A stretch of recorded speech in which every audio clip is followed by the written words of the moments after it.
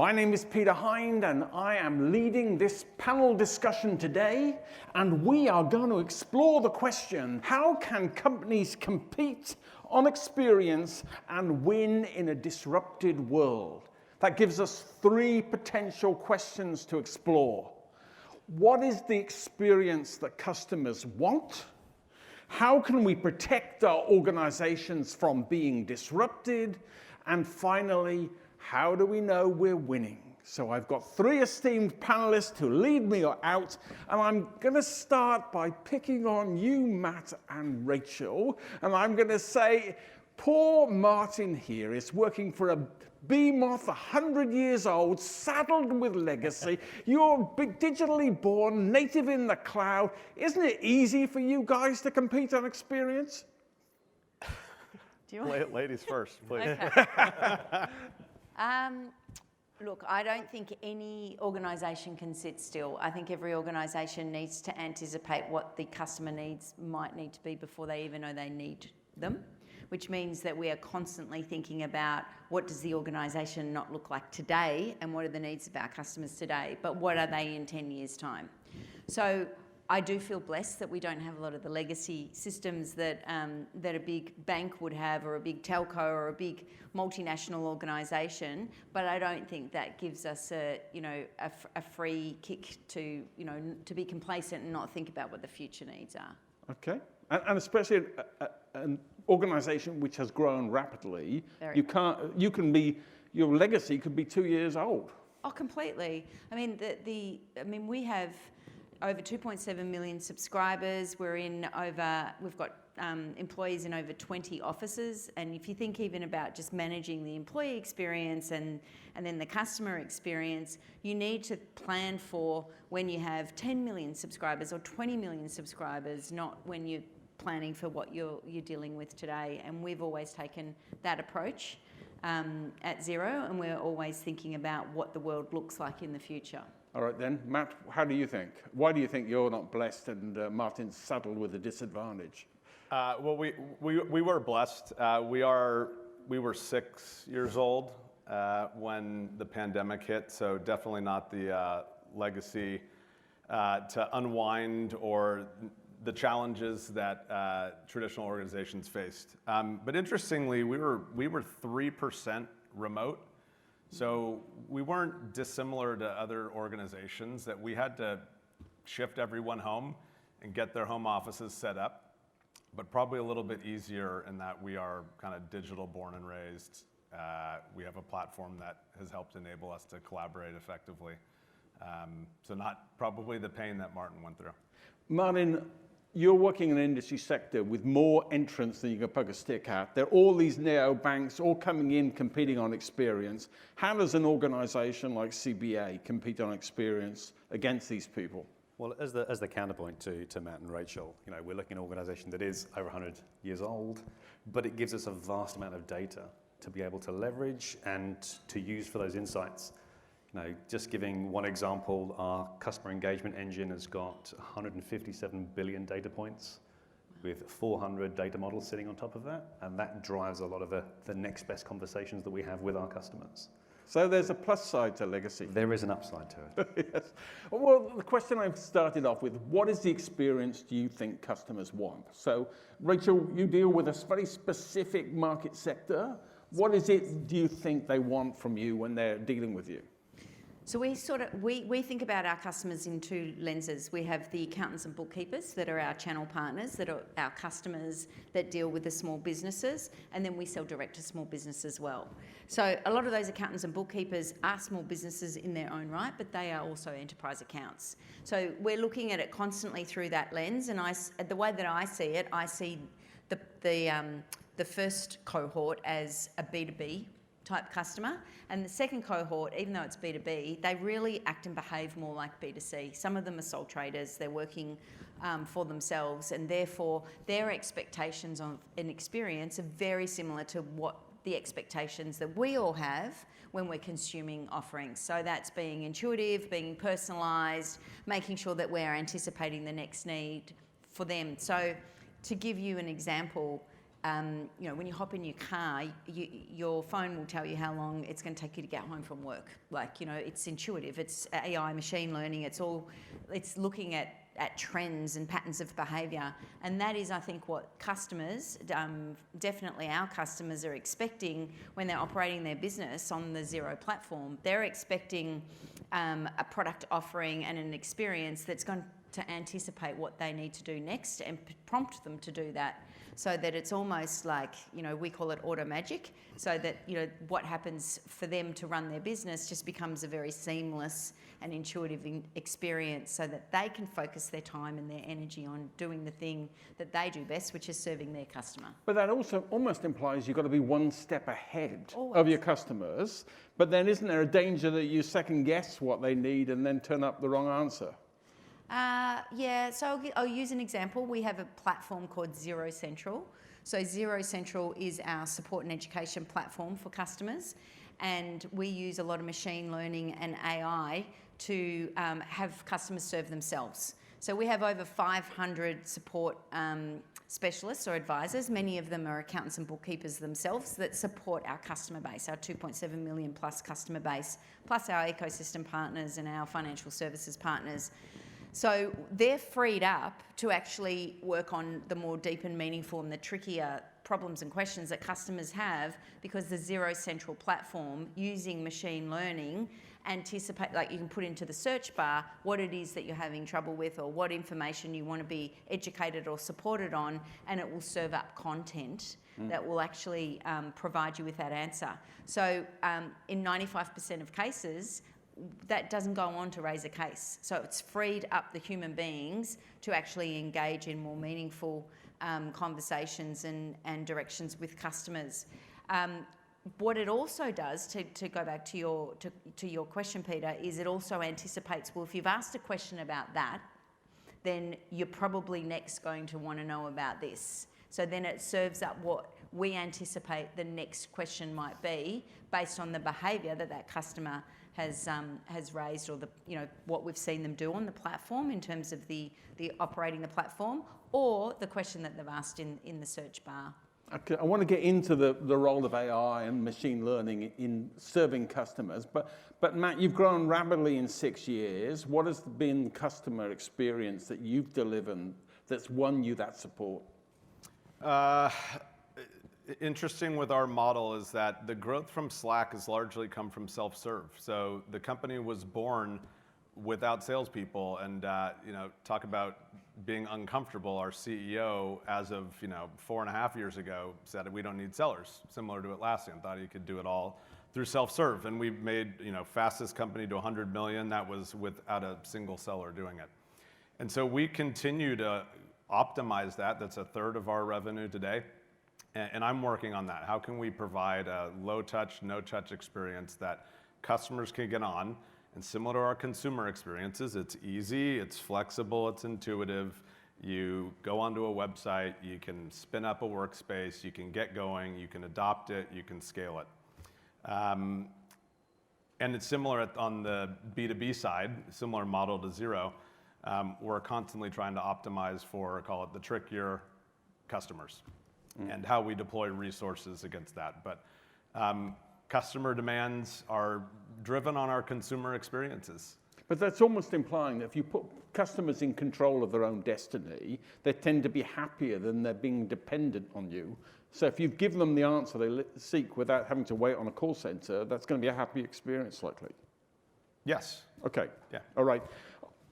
Now, what do you think, as a more traditional organisation, Martin, what do you think customers want? I think the reality is it doesn't matter what organisation or what industry you're operating in, customers demand the same top-notch digital experience. Mm-hmm. Whether you are in financial services or whether you're in transport or finance or communication and collaboration, everyone demands that seamless experience. Everyone wants the best experience, and as you've mentioned, it's being able to assist the customer with issues before they know that they've had it, and that now is really the challenge. but that's almost implying that the experiences customers have in their consumer lives, on their mobile phones and things like that, that's what they're wanting in their corporate lives.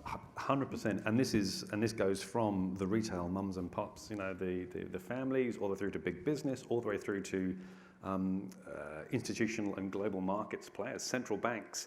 People are used to using Uber on their phone. So when it comes to ordering a massive foreign exchange deal, they want the same sort of seamless experience and ease of use. So it's completely transformed everything across the industry. Okay, you were the person who raised that view to me originally, Matt. What would you add to that? Which view is that? Sorry. The view is that the consumer experience is now fueling the corporate experience. I couldn't agree with it more. I mean, I think I think I shared an example with you of Audi. I drive an Audi. I've been a loyal customer then for, 15 years. Easy to choose the car, warranty makes it easy. I've never paid $1 out of my pocket for any service-related matter. They're texting me when to come in for a service. They're picking me up. They're getting rental cars for me. It's the full concierge service. It idiot-proofs it for me so that I get a product that I love and service that keeps me happy. And it's... Well, you're talking like satisfaction. You'll keep the customer satisfied, and you'll have a customer for life, is what I'm hearing there. Because you could look for a Mercedes or a Tesla or a BMW, but you don't want to invest your leisure time when you're happy where you are. Correct. Yes. They've won me over as a brand and as a product because of that experience they provide. Okay. Rachel, one thing you told me about Xero is that they have somebody in charge of all the customer experience, whatever the business you need.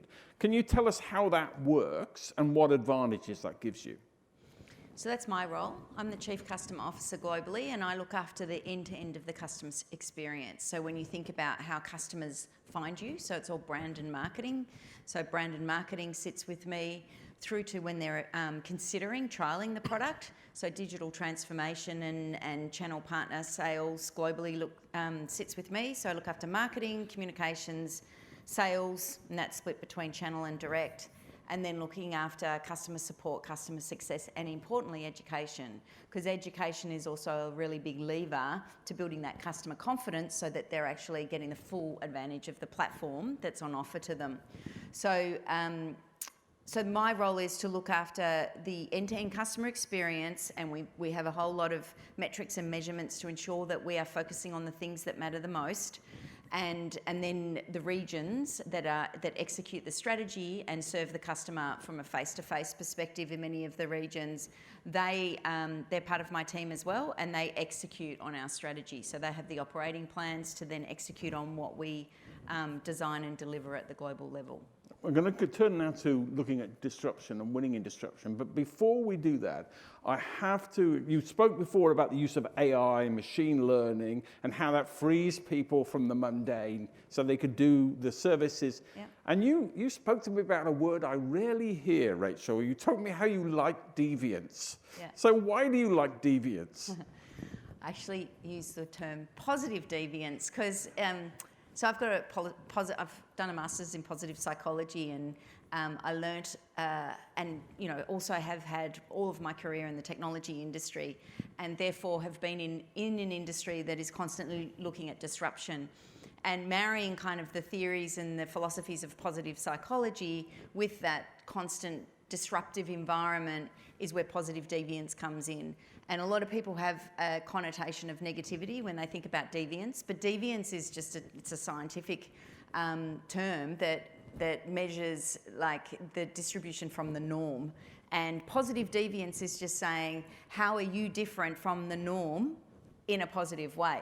So we are constantly looking, when we're thinking about strategy, of how can we be positively deviant? How can we be bold? How can we be innovative? And how can we make sure that we're instilling the right disciplines and the right processes and the right, people experience and, or HR practices internally to encourage that positive deviance, which is going to be beneficial to our customers. Martin, one thing you told me beforehand, that you're blessed at CBA with a very digital savvy executive leadership. You said you can't be a leader in a bank unless you're digitally savvy. Absolutely. Yeah. So how do you then work with them to sort of help the bank protect itself from the disruptors who are threatening it? It's a great question. I think the biggest challenge we have is not really around the leadership team, is because as you mentioned, they're very digitally savvy. It's more around that frozen middle, those that are the domain specialists that have all the knowledge about how to do the business the way that they know how. Mm-hmm. And it's our responsibility as technologists to educate and elevate that tier of the organization, to bring them into our camp, to show them the new ways of doing things, and to kind of move them towards that kind of path of transformation.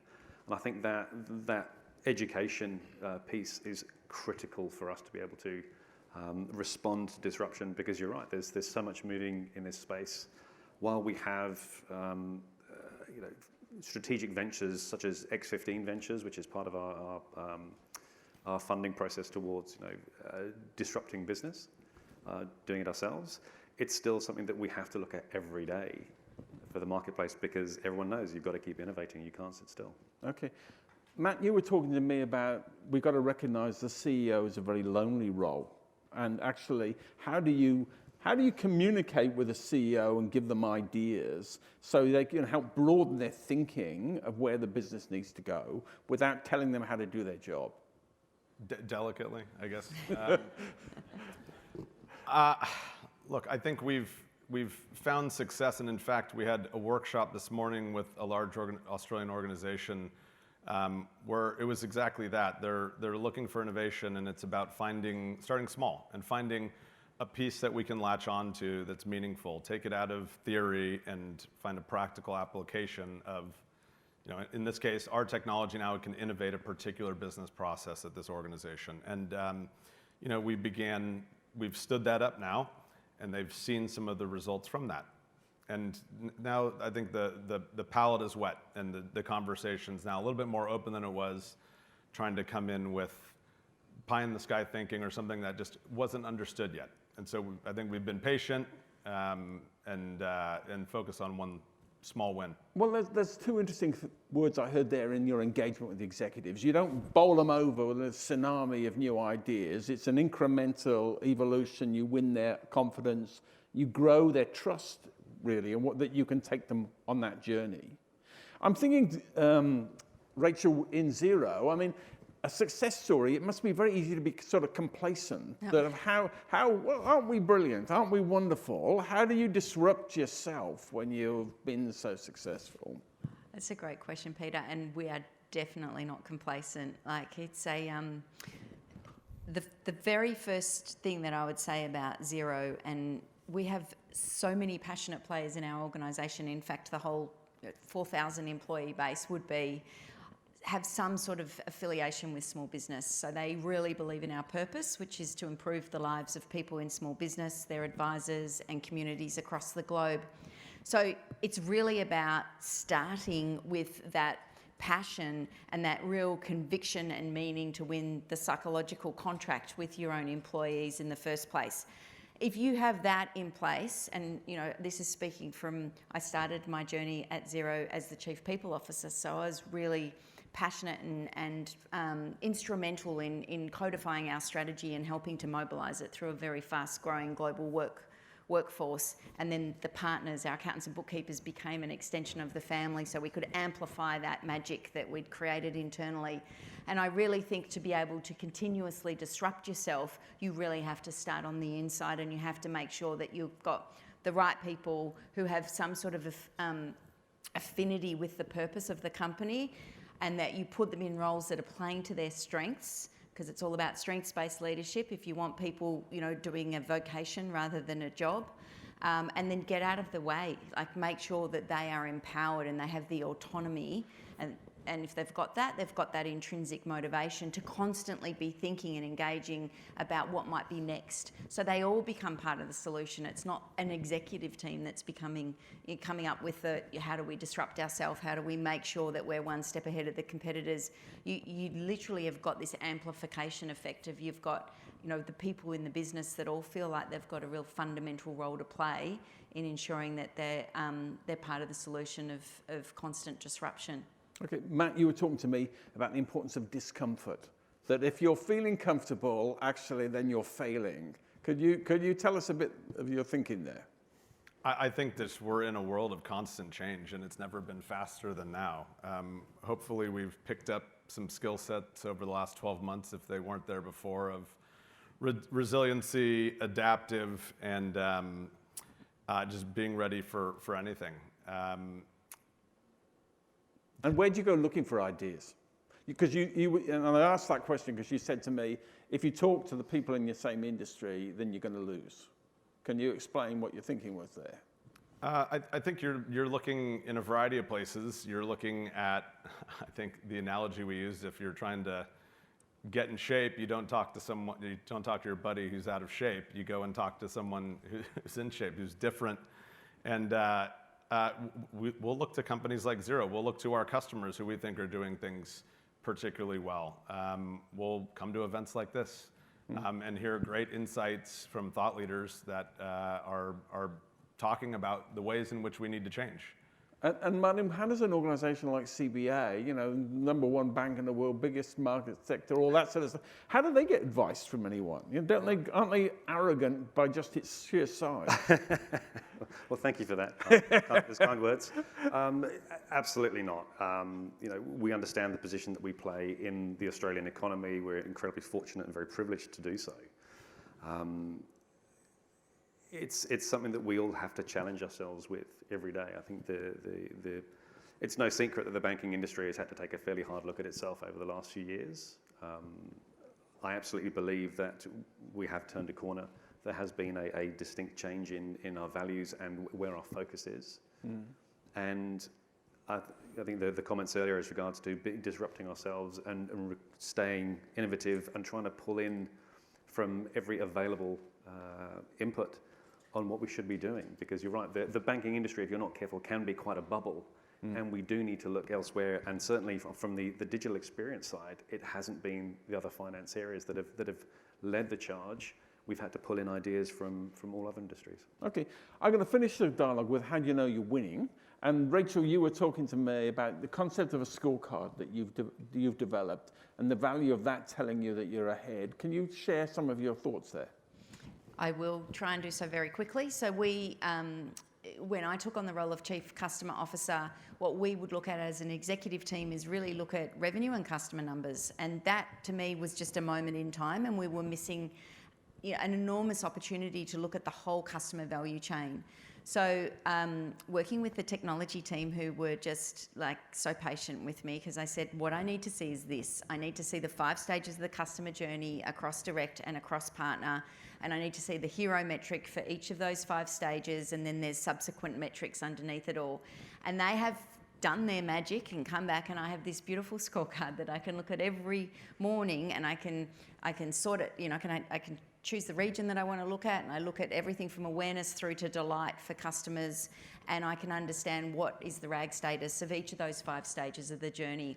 So there are, tens of thousands of lines of data that sit behind this scorecard that is just beautifully, and beautiful is one of our values, presented to me as an executive that helps me get a snapshot of what is going on for our customers at each stage of their journey so that I know where to focus their efforts. But you said to me, don't go looking for perfection from the start. This is something that takes a long time to create. Well, and that goes to what Matt was saying before. It's just start.